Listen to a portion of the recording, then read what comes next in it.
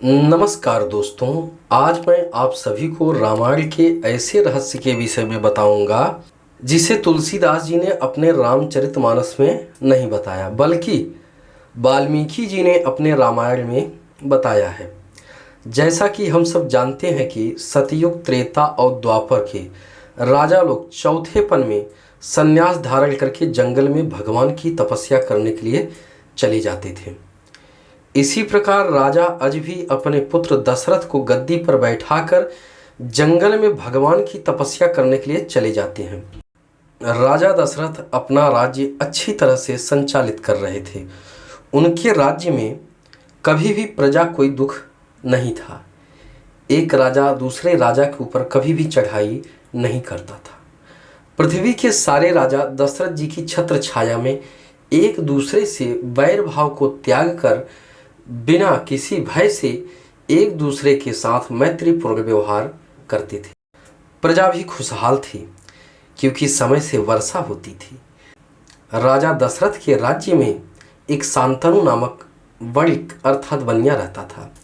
उसकी धर्मपत्नी का नाम ज्ञानमती था। शांतनु की एक दुकान थी जिससे वो अपनी जीविका चलाते थे तथा भगवान शिव के परम भक्त थे, लेकिन उनके पास कोई संतान न थी। वे बहुत चिंतित रहते थे। एक बार कोई व्यक्ति यह बताया कि भगवान शिव का पंचाक्षर मंत्र मैंने जपा था, हमारी मनोकामना पूरी हुई। अगर आपकी श्रद्धा है तो ओम नमः शिवाय मंत्र का जप करो, आपकी मनोकामना अवश्य पूर्ण होगी। वह बनिया जब भी समय मिलता ओम नमः शिवाय का जप करता। उसकी पत्नी ज्ञानमती ने उससे पूछा, स्वामी यह आप किस मंत्र का जप करते हैं? तब बनिया बोला, प्रिय यह मैं पुत्र की कामना से भगवान शिव जी का पंचाक्षर मंत्र जप रहा हूँ। तब ज्ञानमती ने कहा, स्वामी यह मंत्र हमें भी बताइए, क्योंकि मेरे मन की इच्छा है कि हमें भी एक पुत्री हो जो परम विदुषी हो, शास्त्र पारायण तथा ऋषि मुनि की तरह विद्वान हो। वह पति को ही गुरु मानकर उनसे मंत्र लेकर जपने लगी। दोनों पति पत्नी निरंतर भगवान का जप करते हुए भगवान में लीन हो गए।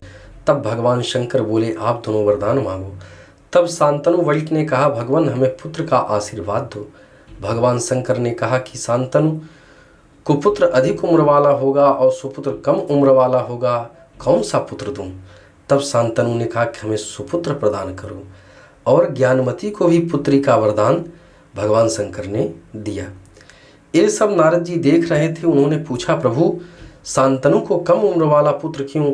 तब भगवान शंकर ने कहा, नारद यद्यपि शांतनु हमारा परम भक्त है, लेकिन इसने बिना गुरु बनाए इस मंत्र का जप किया, इसलिए आधा फल ही मिला है।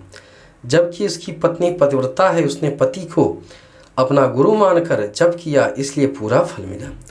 कुछ समय के पश्चात ज्ञानमती को जुड़वा संतान पैदा हुई, एक पुत्र और एक पुत्री। पुत्र का नाम श्रवण और पुत्री का नाम शांता रखा।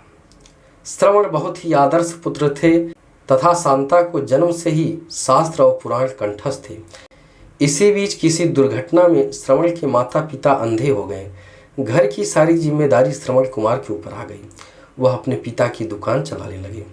श्रवण कुमार अपने माता पिता की सेवा में ज़्यादा व्यस्त रहते थे, इसलिए दुकान से बहुत कम आमदनी होती थी।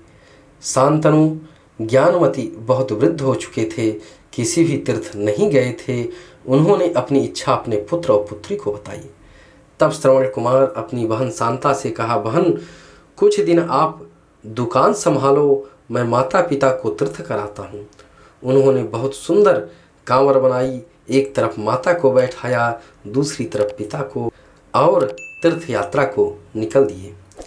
वे चक्र तीर्थ, मिश्रित तीर्थ, केदार तीर्थ, बद्री तीर्थ होते हुए प्रयागराज के लिए चल दिए।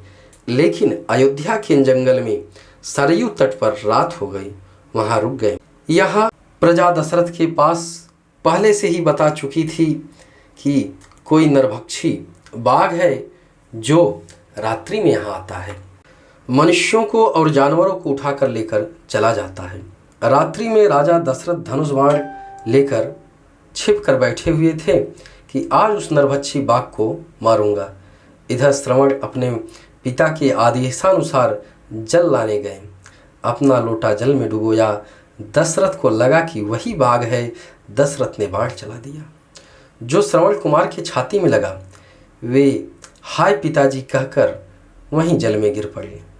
दशरथ को लगा कि आज हमसे बहुत बड़ा अपराध हो गया है।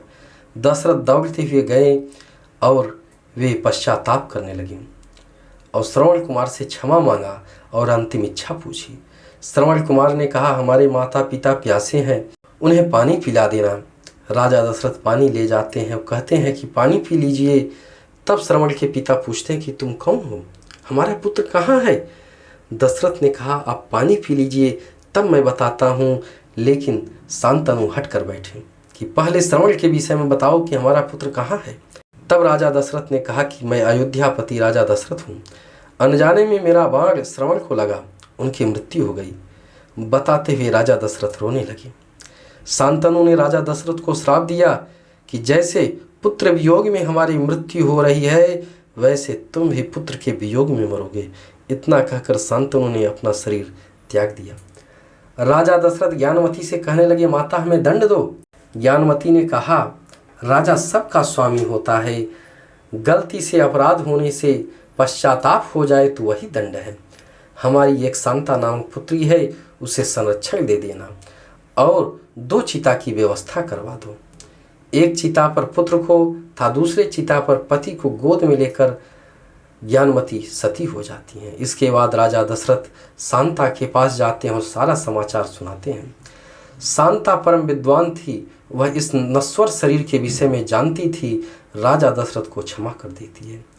राजा शांता को पुत्र की तरह लालन पालन करते हैं, उसे अपने राज्य में लाते हैं, अपने महल में रखते हैं तथा गुरु वशिष्ठ से उसकी शिक्षा दीक्षा की व्यवस्था करवाते हैं। राजा के महल में विद्वानों का प्रतिदिन शास्त्रार्थ होता था, जिसमें शांता सबको पराजित कर देती थी। राजा दशरथ ने यह घोषणा करवा दी कि यदि हमारी पुत्री शांता को कोई शास्त्रार्थ में पराजित करेगा तो उसी के साथ मैं शांता का विवाह करूंगा। राजकुमार से लेकर ऋषि महर्षि तक आए, लेकिन सब पराजित होकर चले गए। एक दिन श्रृंगी ऋषि राजा के महल में आए और शांता के साथ शास्त्रार्थ शुरू हो गया।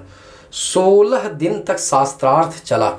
17वें दिन शांता हार स्वीकार करती है तथा श्रृंगी ऋषि के गले में जयमाल डालकर उन्हें पति के रूप में स्वीकार करती है।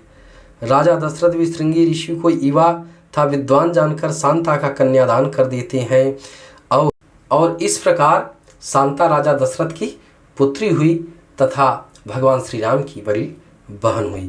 प्रिय साथियों, कहानी कैसी लगी कमेंट में ज़रूर बताना तथा लाइक और सब्सक्राइब जरूर करना। घंटे वाला बटन दबाना ना भूलना।